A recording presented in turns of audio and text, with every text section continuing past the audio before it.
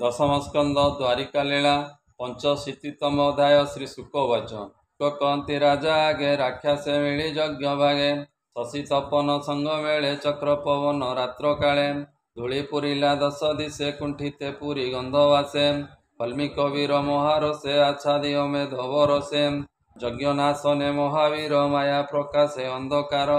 भये चाहती ब्रह्म मुनि मिलिला हस्ते शूलघेनी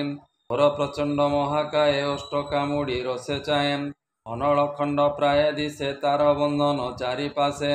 तपन तंबा प्राय चढ़ी बदने शुभे घोर रड़ी ए विकट बेनी दाढ़ मुखे भ्रुकुटी कुटिल सुरेखे देखी ताहार दुष्टमती हल मुसल यदुपति हल पाड़िले शून्य मार्गे हेले मिलिले आसिबेगे ए घोर दानवे विदारणे शून्य मिलिले तत्क्षणे गगने देखी ता शरीर लंगल अग्रे नीलांबर ए आकर्षियाणी यज्ञ कुंडे मुसल प्रहारिले मुंडे अक्षणे ओई शतखंड तले पड़िला मृतपिंड रुधिर गले ता बदने प्राण छाड़िला घोर सोने भासव वक्रे जेने गिरी शबदे दश दिगे पुरी अवनी होइला उश्वास ब्राह्मणे मिली राम पाश आशीष करती आनंदे निगम वाक्य अनुवादे पुष्पवरसी स्तुतिवणी सुंदर दिशई धरणी रामे पूजिले महाजने पुत्र विनाशे इंद्रजने ए नाना कुसुम परिमल हृदे निवेशी पद्ममाल नीलकुंडल रत्नवली पूजिले अलंकार घेनी ब्राह्मणे होई अनुज्ञात हरस रोहिणीर सुत स्नान सारिले विप्रमेले पितृदेवता तोषी जले मिलिले मान सरोवरे जहु सरुजु अवतारे सरजु अनुव्रते चली बेणी प्रयागे जाई मिली स्नान सारी से काम पाले मिलिले महेंद्र अचले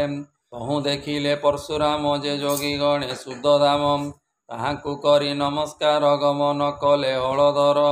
ए वेंकट प्रभु दर्शन आनंदे रोहिणी नंदन तहु चलिले तपोनिष्ठि पुणी मिलिले कामकुटी ए कांची कावेरी तहु गले जोगी जनक संग मेले श्रीरंग तीर्थ तहु करी निराश निधि जहु हरि ए ऋषभपुरी विष्णु स्थान तहु चलिले मधुवन दक्षिण मुखे अप्रमादे राम मिलिले सेतु वंदे दुरीत हत दर्शने श्रीराम पूजी तोषमने रघुनाथक प्रीति अर्थे देनु उत्सर्गिले अयुते तहु आनंदे कामपाल मिलिले पूर्णाकृतिमाल ए तहु मलिले ताम्रपर्णी संगे अनेक विप्रघेनी मलय कुलाचल देशे मिली अगस्ती मुनि पाशे चरणे करी नमस्कार आशीष घेनी ताहांकर दक्षिण सिंधु तीरे मिली राम देखिले भद्राकाली दुर्गा निकटे कुंभमासे राम रहिले मन तोषे उत्तम तीर्थ पंचपसार तहि मिलिले हलधर जहि गोविंद सन्निहित तहि उत्सर्ग धेनु शत तहु आनंदे बलराम केरल नगरे आगम तहु कार्तिक लिंग देखी पुणी मिलिले ज्वालामुखी गोकर्ण तीर्थे महास्नाने जहि दुर्जटी सन्निधाने तहु मिलिले आर्य देवी व्यासनंदन पादे सेवी तहु गमन पूर्वमुखे मिलिले तीर्थ पुंडरीके तहु तारकानाथ भावी दंडकारण्य भूमि सेवी तहु गमन रेवातीरे प्रवेश माहेश्वरीपुरे स्नान सारिण धेनु तीर्थे धेनु उत्सर्गी शिव अर्थे संतोषे रोहिणी नंदन पुणी प्रवासे आगमन बंदिले विप्रंक चरण सुख बोलंती राये शुण रूपांडव युद्धवाणी विप्रंक मुखु राम शुणी अनेक राजा गले नाश सैन्य क्षयुणी अष्टादश उणिशानंद हलधर बहिले गला भूमिभार जने नाही दुष्ट बाधा युद्ध होइला शेष गदा से जे जुझंती बेनी जन दुर्जय भीम दुर्योधन विषम शुणी गदा युद्धे राम मिलिले रण मध्ये राम को देखी पंडुसुत संगते छंती तिनि भ्रात न अछंती तांको मेले ता देखी राम सुख बळे ए कृष्ण को आलिंगन करी धर्मनंदन कर धरी गोविंद राम पादे नमी किछि न बोली हेले तुनि राम चाहिले बेनी वीर गदा समर महाघोर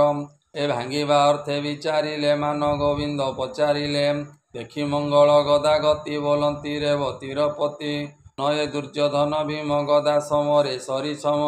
तम शिक्षा दुर्योधन बळे अधिक भीमसेन